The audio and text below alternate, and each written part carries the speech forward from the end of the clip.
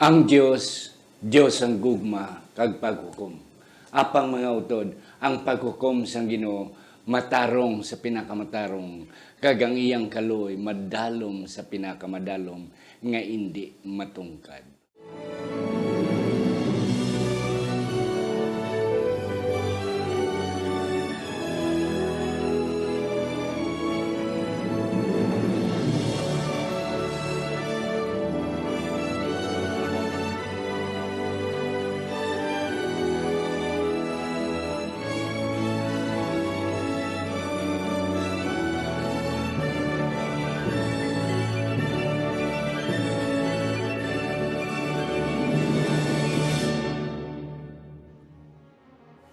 Ang pagtuon subong, ang simanal nga pag-usisa, pagtalakay, pag-review, o kon pagsalom sa aton leksyon sa sini nga simana.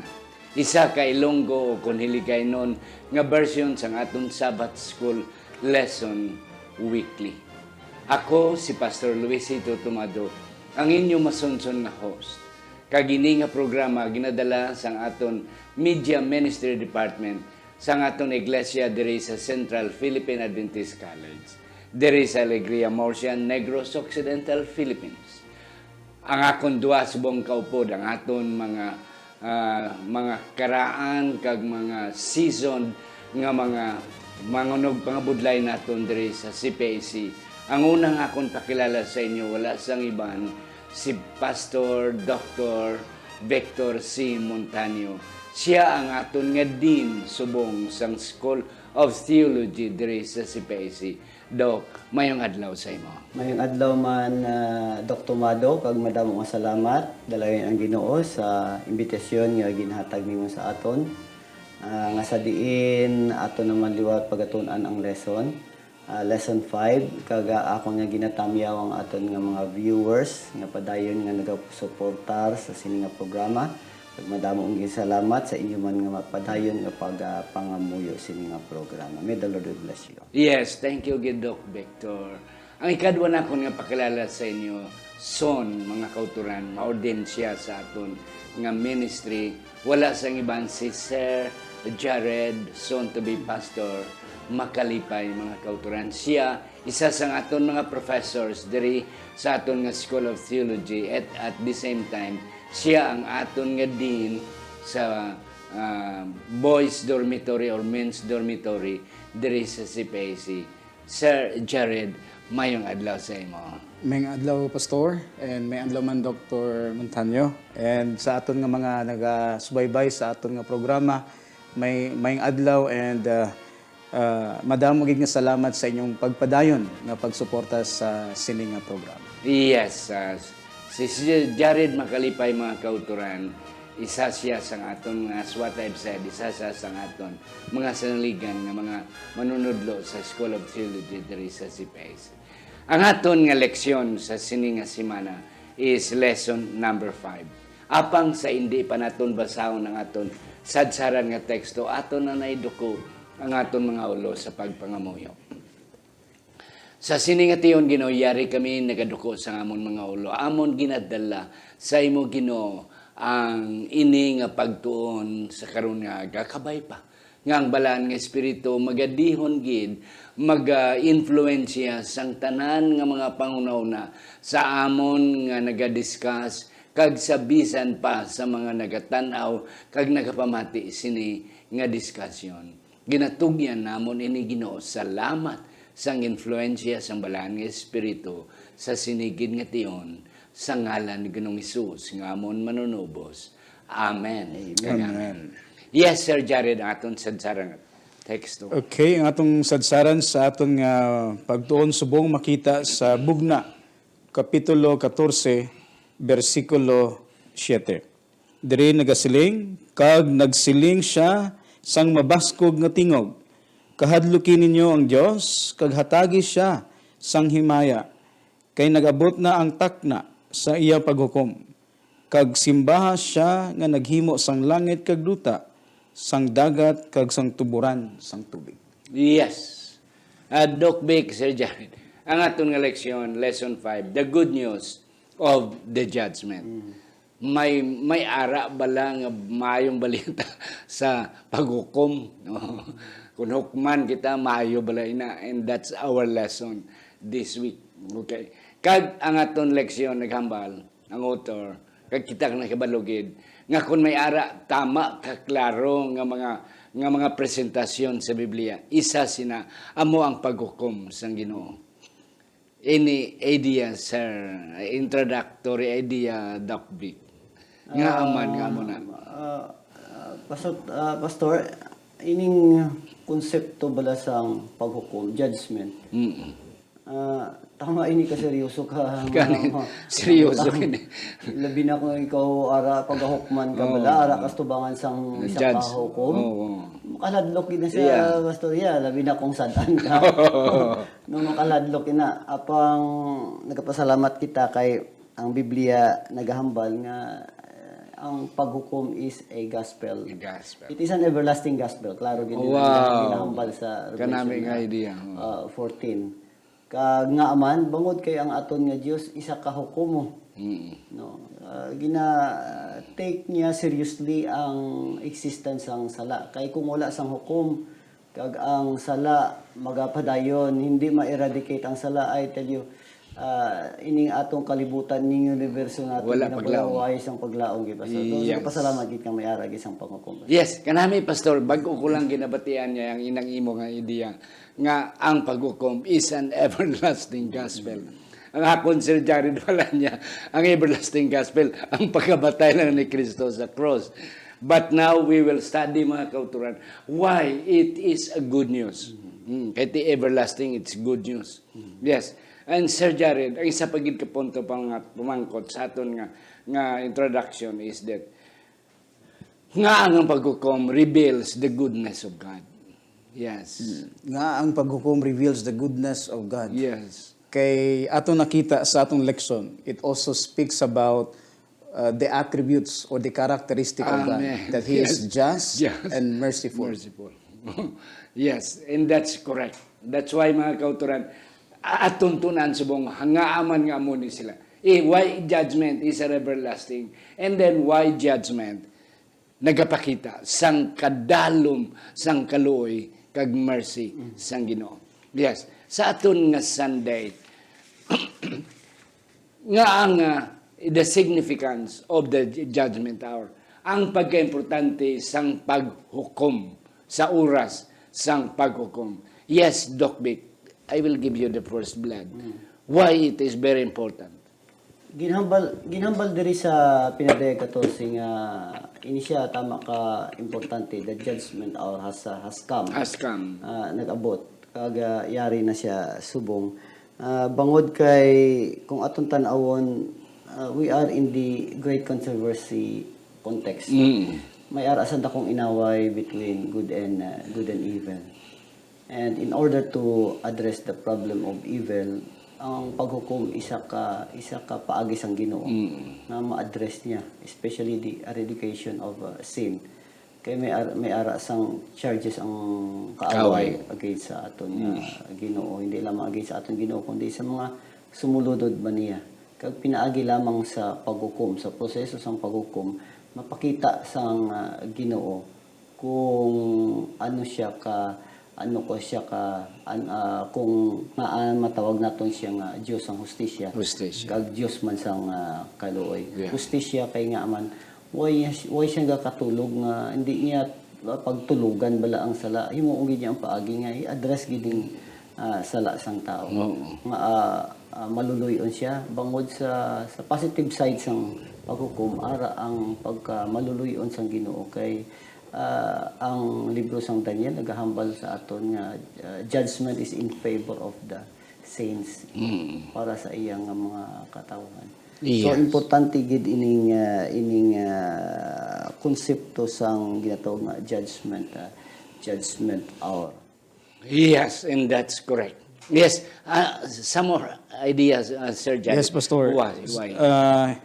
In addition sa ginhambal ni Doc Montaño, nga tahom kayo nga nag-explikar sa atong significance sa judgment. Ang iban manggod nga mga tao, especially ang mga wala kakilala sa Ginoo, ang judgment really for them is parang kahadlukan gid. Kahadlukan. Kahadlukan because especially ang tao mahadlok normally because they are guilty of sin. Kabalo sila nga nakasala sila. Kasala sila. And the good news about the judgment nga gin-mention sa atong lesson is it presented tatlo kabutang. Number 1, judgment reveals God's justice and mercy. Yes. Amo na ang isa ka significant nga ginpakita nga it's not about yung condemnation ba nga gina-condemn sang Ginoo, but judgment becomes a gospel because it speaks about God's justice and mercy. Ang ikaduha, it reveals His love and law. God's love and His law. It speaks about the character of God. And then ang ikatatlo, ang significance ng judgment, ginsiling diri, it speaks the grace of God to save humanity and His power to deliver them from the bondage of sin. Yes. Kanami Sir Jared sa imo nadakpan sa atong eleksyon. Nasapon, you mention about justice and mercy, love and commandments and law. And then the last is The last is the grace grace. to save and power to deliver. Yes. Grace to save and deliverance. Deliverance. Yes.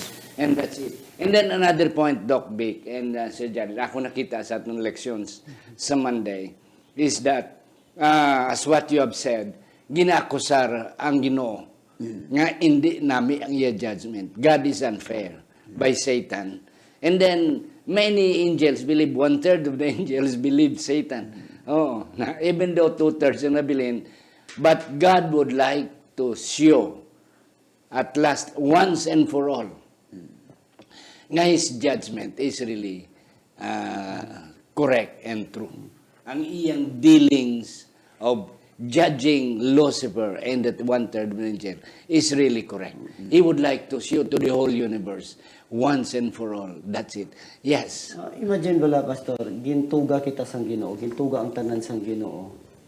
Kag ini nga mga tinuga niya, libin ini mga moral beings, nakahimo sang dako nga problema. Kag ang paagi lang sang Ginoo in order to address this is through judgment. Kuhaon ining mga nakasala. Imagine kuhaon ini sa universe forever. Kung imagine ba lang yung implication nga pagkakuhaon, they will be blotted out of the universe forever sa gintuga niya. So ano himuon sa Ginoo? Himuon sa Ginoo kinahanglan iklaruho niya gid inimo kung paano niya himuon ini, not for the sake of himself kay ang Ginoo kay balo na kung sinong iya mo, but for the sake of the angelic host, the created universe nga wala nakabasa sa aton nga motibo kung sa atong una for their sake kinahanglan ipahibalo ini sang Ginoo. Kag nagapasalamat kita sa Biblia kay nga man ang paghukom, the judgment hour is a vindication to the saints. The saints will be vindicated because of Yes. this process. God is really willing to save and redeem them. Kay ang isa ka meaning sang paghukom amo ang divine intervention and the saving grace of God. Amen. Yeah. Isa pa gid nga ako nasapuan, Sir Jared, dito sa atong leksyon sa Mondays, sa Sunday, I mean, nga ang kanami iya sang hukom, kay hindi iya mabakal. Ang mga judges, subong yan sa kalibutan, anywhere you go, pwede gid iya malukapan ang ilang mata sang pilak. But our God who is judge, hindi pwede, kay wala siyang makabakal sa Ginoo, kay siya ang pinakamagranon sa tanan. Sino ba lang makabayad sa iya? Wala. And then another thing ako nakita sa iya, nga ang si Satan, kagang mga evil beings, nag-accuse nga the judgment of God is unjust para sa ila. Pero God would like to emphasize nga sa sini nga paghukom, ang unjust hindi para sa mga makasasala, kundi ang injustice ginhimo para sa mga matarong. So to eradicate this kind of injustices for God's people, eradicate ihimuon ini final ang judgment so that the people of God can now test the real presence of God without any hassle, nga wala na gid problema. And that's it. So God would like to eradicate once and for all, sa sining panahon. Dito, Yes, yeah. dito pa sa magsulod ang punto sang judgment ba? Yeah. In the judgment day, it was depicted na Christ or God is the judge. Mm. At the same time, he is also our advocate. Advocate. Yes. Oo. And that's correct. Kaya mo na ginapaabot sama sa panahon sa hukom, ang mga wala sa laya nagapaabot nga ang judgment pabor sa ila. And once for all, declared sila as innocent. And then, ang kaladlukan lang daya, ang mga makasasala, kay nadlukan sila, nga magabutin na nga panahon, they will be declared nga perde sila sa kaso. And they will be penalized. Sir, Jared, ikaw ako noon sa Monday, God's mercy and judgment. Sa imong mentionar kay na, it's about the kissing of God's judgment and mercy. Yes, Pastor. Yeah. Yes, ang sa aton nga Monday nga lesson, daw kung hindi naton pag-insindihon, daw kabudlay ipaminsaron nga ang isa ka hukom nga adlaw, paano nato makita ang mercy o ang paghigugma sa Ginoo. Kag paghukom. Oo, kay daw kabudlay gid. But ginpakita dire sa aton nga lesson nga it is only when we develop that faithfulness with Christ through humility, especially with our genuine faithfulness and obedience to Christ, nga atong maintindihan ang adlaw nga paghukom hindi dili naton pwede nga kahadlukan. But it is a day of which righteous will be vindicated. Amo tong ginhambal ni Pastor Kagina. We will be vindicated about the accusation nga ginaakusar sa aton. Much more sa ginaakusar ni Satan sa Ginoo. Yeah. Ang abi na kon sa una kasi, amo tong ginhambal ni Kagina Pastor, nga the ultimate is the understanding of the cross where Jesus Christ died for all. But aton nakita nga useless ang cross not unless we also understand the judgment. Amen. Yeah. And then, akon pa dayon before I'll give the floor to Doc Vic. Akon pa doon na yung mga idea nga ang kasuguan hindi ya pwede maliwat. Magapabili na ya forever. Because the law is eternal. As God as eternal, the giver of the law. Makasala ang tao, hindi, anda mo na kasi nasitan mo, nga hindi pwede ni malabot ang kasuguan. Oo. So, what God did, ginpadala yung anak for us to be able to meet the standard of the law. Kaya kung sa aton lang, hindi gidya pwede. Hindi gidya kalabot yan. Oo. Pero, salamat nga nagpanaog si Jesus. And that's mercy, that's kaloy. Nga ginkaluyan kita, ginbata kita, for us to meet the standard of the law. Kaya hindi pwede ni manubo ang law mo. Magpabilin ginaya. Doc Vic. Diri sa aton nga lesson, Doc, nagahambal siya sa God's mercy and judgment among tema. Kag sa Testimonies for the Church, volume 5, page 471, nga ginahambal nila. Nagamit siya sang metaphor about the filthy garments, standing before the Lord with the filthy garments. Makita nato ini nga dinalan sa Zechariah 3. In which si Joshua ang high priest bala, na may ara siya sang filthy garments, anong ginhimo niya? Sa tubangan dira sa paghukom mismo, ining filthy garments ginkuha dason ginpulihan siya sang ginatawag nga white garments sang aton nga hukom and our advocate. Kag dira makitaan man naton kung ang proseso dira kung paano man gin-rebuke sang aton Ginoo si Satan. The Lord rebuke Satan. So diri makita nato kung ano gid kadako ang kaluoy sang Ginoo. Kwaon niya ang aton nga dirty garments. This symbolize our sin. Pulihan niya sang iya nga pagkamatarong, and God will rebuke, He will judge Satan. Amo man ni ang ginhimo dito sa Day of Atonement, ginpasa sang Ginoo ang sala dito sa scapegoat bala sa Azazel. Kay kinahanglan may ara gid magdala sang sala naton, siya gid ang dapat nga magdala kag hindi kita. Sa bagay nga ginpangamatyan ni sa ato Ginoo in order to eliminate sin. Yeah. Kaya nga aton nga Monday nga leksyon, Doc Vic, Sir Jared, nagahambal man, may tungod sang good works. Okay. Ang good works, hindi ta maluwas pinagi sa ato mayong binuhaton. It's only through Christ. Okay. Ang kanami lang kay kung maghimo kita sang manami nga mga butang, as much as we can, ang Ginoo malipay, and God will give us some more daw taghan na kita niya sang damo pagid nga pabor, damo pagid nga kaluoy for us nga pinagi sa iya masaka kita kag malabot ginaton ang salakaon sa pagmeet sang standard sang kasuguan. Okay. Ari na ang magnificent scene. Kadamo. Permigid ko ni Pastor nagwali. Kinamiagi ko ni magwali mo. Sining Revelation sa Daniel sa Tuesday, magnificent scene. Okay. May tungod ini sang Daniel, sang book ni Daniel kag ni Juan sa Revelation. Ano, Pastor, ang nakita diri? Ang diri sa Daniel 7 makita naton ang proseso sang judgment scene. It's a heavenly courtroom. Courtroom. Nga kung tan-aw naton ang scene, una makita naton diri nga ang Son of Man, the Son of Man approached the throne, the heavenly courtroom, and then he was crowned. He was crowned. Kag amo man na makita na sa Revelation 4 sa Revelation 5. The fact that he was crowned here, the fact that he was acknowledged here, means that his rule, Pastor, is really justified.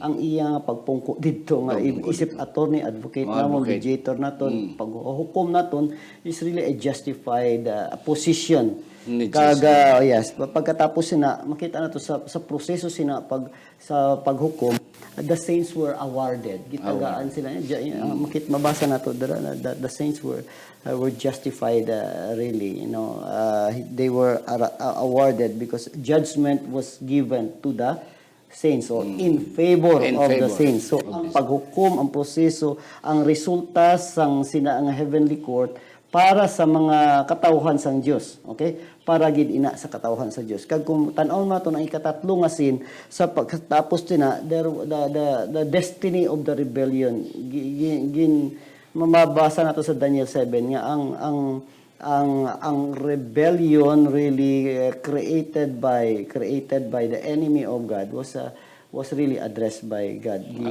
Tagaan sang solusyon sang Ginoo by pronouncing sentence against them. Amen. Yes, Sir Jared. Anong nakita mo din sa ang talanhaga nga talanawon dito sa langit? Yes, Pastor.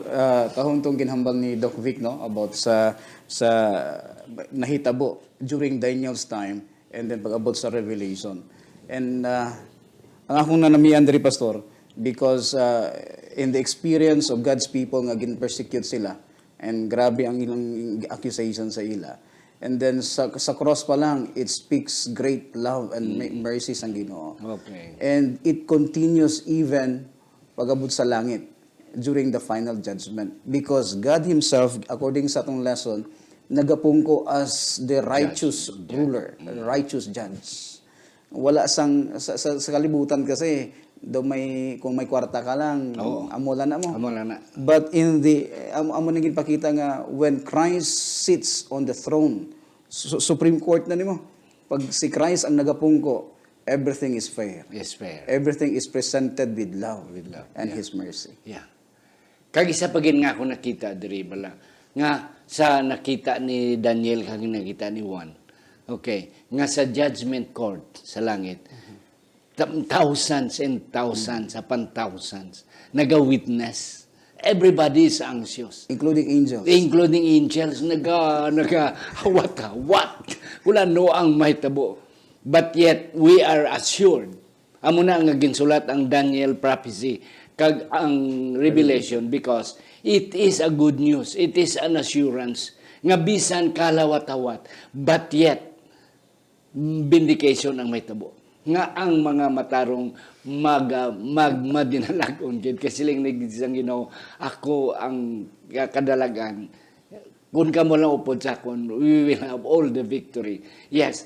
Yes, Doc. Doc. Mayroon mo ko idugang kay kung atong basahan ang whole context sang Daniel 7 makita naton nga ara man dira ang aspect balasang ginatawag nga the justice of God theodicy kay nga man prior sa judgment scene makita naton mabasa naton nga ara ang oppressive powers symbolizes by different beasts, di ba? Ilabi na ang little horn dira. Ang ginahimo nila is to oppress really the people of God. Oppress. So ano ang solusyon? Ang solusyon sini. Kay kung diri sa kalibutan, hindi gid nato matagaan sang solusyon kay ara ang mga bis, ara ang horn. So ano ang imo? Ara ang grabe nga mga power. So ang solusyon na gid iya lang gid sa ang paghukom lang gid way na gid sa Wala na iba. gid sa iba. Amo gani nga kung basahan naton ang si Salmista David sa Psalm 78, makita nato nga gina-question niya ang existence naton ba kung may madamo kitang problema. Damo sa lawayan sini kalibutan, damo issues nga atong ginatubang, pero nagapangita si Salmista David sang assurance kung paano ini masolbar. Ang ginhambal dira sa Psalm 78 when David entered into the sanctuary. Paghukom na mo Paghukom ng na. sanctuary Sanctuary, when he entered in there, nakita niya kung diin padulungan ang mga makasasala para Amen. mga problema sini nga kalibutan. Yes. Amo na ang paghukom. Amo na siya ang ginatawag nga judgment and mercy. Kiss each other. Kay ang sanctuary judgment, it is also mercy. Kaluoy man na ang sanctuary. Yes, ang aton nga Wednesday kanami igit sini. Kay ang punto dire nga si Juan Revelador gin-invite sa langit.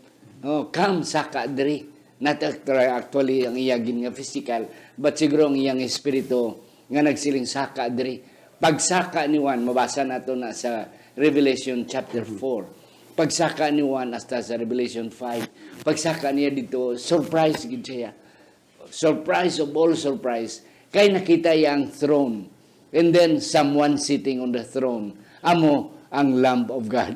That of course si Jesus. And then he is being worshipped by angelic hosts that could not be numbered. Hindi maisip nga mga angels kag ang 24 elders, the 4 living beasts nga nagasimba sa angel. So nasiling siya, ay grabe, ikaw gali si Jesus, nga sa duta, ginabiyay-biyay ka lang, ginlansang ka lang, why kay mo balay to, kaluluoy ka sa duta.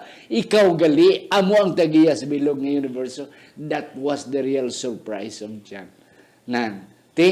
Nagapungko siya dito sa judgment seat. Yes, and that's it. And then, sa aton nga Thursday, saunta na lang, wala sang makaabri sang silyo. Sir Jared, you have any idea?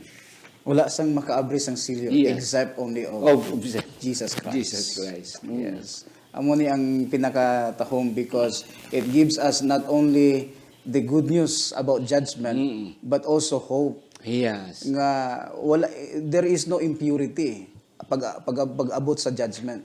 All decisions are considered fair and just Yes. and love. Yes. With love. That's correct. Yes, Pastor.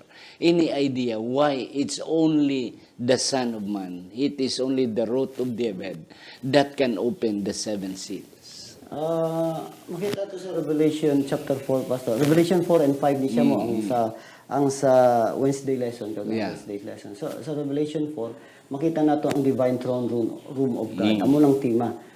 Kung atong tanawon, pag sa mga Hebrewan ng gina, basta trono gani isang Ginoo, amo na gina ang Ark of the Covenant, amo sa most holy place, amo na ang arka, ara dara, amo na ang trono. Kag kung maghambal kita sang arka sa sanctuary, amo na may ara sang paghukom. So it's not only the throne of God, but it's also ara ang konsepto man sang paghukom. Kag sa konsepto sa paghukom, makita nato nga atong Ginoong Hesus, amo lang siya ang worthy to approach that throne of God. And he is standing right before the Lamb of God, standing right before the throne of God. But silingon, ara gid sa ilang rightful rule to judge, to be the mediator. Kag siya lamang ang maka-break sang seals.